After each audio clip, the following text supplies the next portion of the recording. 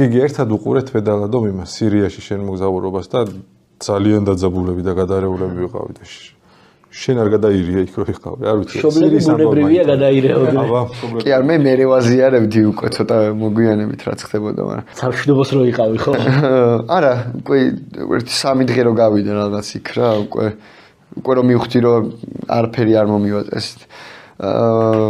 კი ანუ გადარეული, იმიტომ პირველი დღეს რო ჩავედი, ეგრევე ისეთ ადგილას წავედით, რომ ეს რო გითხრა პირველივე დღეს იარაღები მოგვიშვირეს, როდესაც ანუ სულ 2 საათი შესული ვარ ქვეყანაში და რაღაც იარაღი არავის არ მოუშვერია, ჩემთვის რო ხელები ამეწია ეგრე.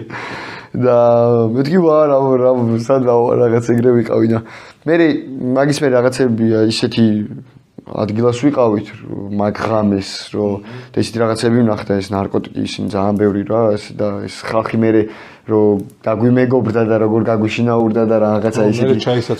მე და არ ჩითო აქო მე რაღაცა ისაო, მოდით ნომერი ჩაიწერეს, მოგვიკითხეს რაღაცა და წარმოგიდგენთ მაგის მე ჩვენ რო გავედით უკვე ქალაქში, ანუ ქალაქი უკვე ისეთი ძალიან პირიქით ხალხი მოდიოდა, გეხუტებოდა, გაკოწკოცდა რა, უხაროდათ, იმიტომ რომ არ უნახავთ რა. და მან უფრო და უფრო ანალიზებ, რომ კი ყველაფერი შორიდან საშიში ჩანს.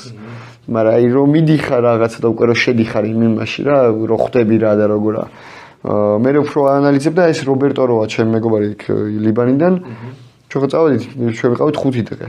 წამოვიდი და ეგ ჩავიდა და 7 კვირა იქ ცხოვრობდა კიდე. ომი რო დაიწყო იქ. კიდე ხერხარ შებრუნდა. იქ იყო და ის ხალხი გაიცნო, ვინც წარმოგიდგენ ესე მე ჩვენს გვავიცანი ჯარისკაცები. ჯარისკაცებთან ერთად იყო რაღაც სვავდა ჩაის თუ რაღაცა და უცებ ეგ ომი რო დაიწყო, ადგენენო და წავიდნენ ომშიო რა.